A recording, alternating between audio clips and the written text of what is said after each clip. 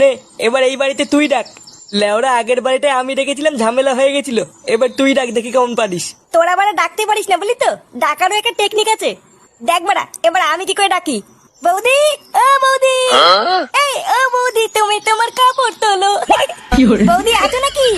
এই কোন খান কি ছেলে রে? কি রে, কি চাই? ইয়ে মানে কাকু, আমরা বালছেড়ে ক্লাবের পক্ষ থেকে এসেছিলাম। হ্যাঁ, তা আমি কি বাল ছিটবো?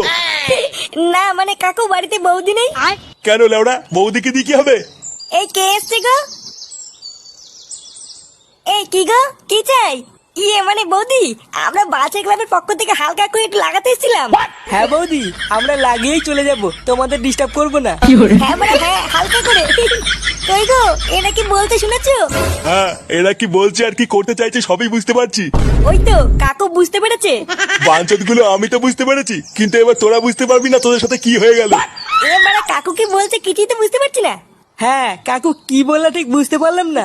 কি বললাম কিছুই বুঝতে পারিসনি তাই না মাকাচুদি? এই গার মেরেছে, কাকু এইসব কি বলছে? খান কি ছেলেগুলো তোরা আমার বউকে লাগাবি? তোদের এত বড় সাহস? ইয়ে মানে কাকু রেগে যাচ্ছ কেন? রেগে যাচ্ছি কেন, ভোজনি ছেলে?